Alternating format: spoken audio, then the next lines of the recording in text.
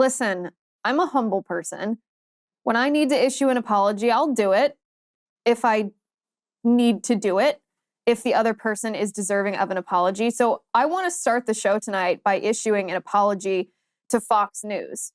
I apologize for criticizing your crazy, insane, petty, desperate, pathetic rules about re-airing excerpts from the GOP debate. In fact, I'd like to thank you for banning us from ever having to watch that GOP debate again. My gosh, longest 2 hours of my life. So boring. Such losers on that stage. None of them can save our country. And I know I'm going to get emails that say, oh, Liz, you're being so cynical. You're being so negative. Who's supposed to fight for us if it's not one of those people on the stage? I don't know the answer to that. All I know is that none of the people on that stage understand the reality of the political enemy that we are facing. Let me read you a text message that I got from my sister. My sister is 20 years old. She's in college. She watched just a tiny bit of the debate. She's not particularly politically active, but she knows politics. She texts me and she says, I don't like anyone at the debate. I texted her back and said, welcome to my life. She said, they're all full of it. They're not even good at faking it. Squishy. I can't even listen. How do you listen to this every day? And I thought, thank you. Thank you for understanding me. Thank you for getting me. Listen, if you weren't so unfortunate as to be subjected to the debate, let me give you a quick summary. First, we had Ron DeSantis, whose best line, if you want to use such a positive word as best, his best line was fire Fauci, but he issued it in a robotic voice. Clearly, the debate stage is not Ron DeSantis' strong point, which you can argue doesn't impact policy, but like it or not, it does impact a presidential run. It does impact a campaign.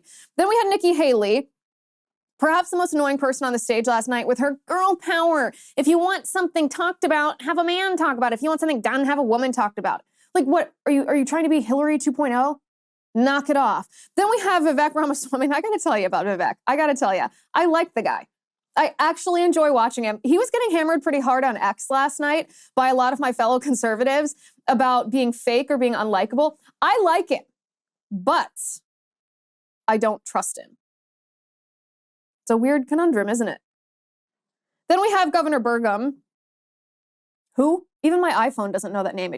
Every time I typed it last night, it kept auto-correcting to Bergen. No one knows who you are. We had Vice President Pence, who was essentially a Ukraine simp. He was the most experienced person at debating on that stage, you could tell, but who cares? Who cares? Who does Vice President Mike Pence think is going to vote for him? No one. We have Asa Hutchinson, who vetoed a ban on child trans surgeries, which is literally the only thing you need to know about the man. Disqualified. We had Chris Christie, who was playing the role of the angry potato, and we have Tim Scott, who seems genuinely likable. He seems like a nice man, a good person, very, very nice demeanor, maybe a great candidate for the Republican Party in the 1990s. There you go. 20 seconds. You didn't have to watch the debate. We do actually have some of the best moments and some of the worst moments. And believe you me, they're going to be short. We're not going to be able to get too much. The first moment that really was a good moment, if I trusted Vivek Ramaswamy at all, and I just can't shake this feeling that I don't trust him. He did have a great answer when he was asked about the future of our country and climate change and energy independence. This is one of the best answers of the debate. Take a look at this. Always, I've been in the West Wing. A president of the United States has to confront every crisis facing America. I will put our nation back on the path to growth and prosperity and restore fiscal responsibility, just as I did in Congress and as governor, Mr. Vice President, and when I was vice president. But, yeah, I mean, hold on. You were named earlier. I'm going to give Vivek first. We'll get to both of them. Yeah, this isn't that complicated, guys. Unlock American energy, drill, frack, burn coal, embrace nuclear. Put people back to work by no longer paying them more to stay at home. Reform the U.S. Fed, stabilize the U.S. dollar, and go to war. The only war that I will declare as U.S. president will be the war on the federal administrative state that is the source of those toxic regulations acting like a wet blanket on the economy. So I'm not sure I exactly understood Mike Pence's comment, but I'll let you all parse that out. For me, it's pretty simple. That's something a U.S. president can do with focus, and I'll deliver on it. Well, let me explain it to you. Let me explain it to you, Vivek, if I can. I'll go slower this time. I sometimes struggle with the reading comprehension. Look, I was a House conservative leader before it was cool. I actually pushed a Deficit Reduction Act. That was the last time we actually reduced the national debt in the United States, when I was the leader of House Conservatives. I'm not sure what kind of consultant allowed Mike Pence to describe himself as cool. Then we had Ron DeSantis, who diagnosed the problem in our country, especially the political problems and what accelerated the political problems, quite well. He's correct on this, and he has a track record. This is not just words. This is backed up with his action as governor of Florida. So I do give him kudos for that. However, there's a slight caveat. This is, do I credit this one? Is this what Fox has instructed me to say? This is a clip that aired on the Fox News channel. Let's watch it.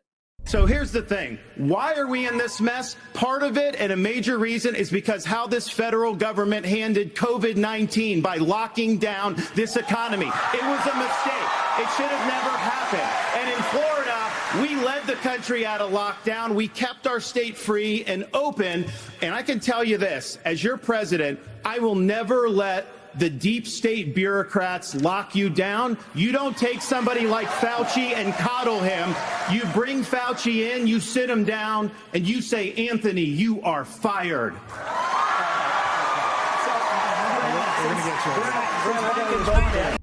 Listen, he's correct. If you just read the transcript of that answer, I love it. That's one of my favorite answers of the entire debate. The problem is you have this robot presenting it. I saw someone on X, and I'm not sure who this was, so I can't properly credit you, but if it was you, I give you credit. I saw someone on X during the debate say, if you took Vivek's campaign strategy and DeSantis's policy, so you essentially took the charisma of Vivek and inserted that into DeSantis's campaign, then you'd have a winning proposition right there. But instead, you have the DeSantis campaign, which is really robotic, doesn't have a lot of life in it. People are already dismissing it because, let's face it, it's been kind of a disaster since he launched his campaign. And then you have Vivek, who's charismatic, articulate, he's quick on his feet, he's saying the right things, he knows the talking points, and yet there's this shady quality that we're really not quite sure what to do with. And the shady quality is based on the fact that the things that he's saying now are not the same as the things that he was saying a year ago and 2 years ago and 3 years ago. In fact, they're so different that you would have to have a pretty serious transformation or conversion in order to get from opinion A to opinion B. And yet we haven't heard any explanation from Vivek about this transformation or this conversion, which makes us feel like he might just be peddling populist talking points to make us feel like he's our candidate, when really we're not sure how he would act as president or if his opinions would change again. But imagine for a second, you had the campaign strategy and the talking points of Vivek with a principled candidate like DeSantis. That's what I want. Hi guys, it's Liz Wheeler. Don't forget to watch my show, The Liz Wheeler Show, every night at 7 p.m. on the First TV. You can download the free First TV app, or you can visit thefirsttv.com/Liz and start watching today.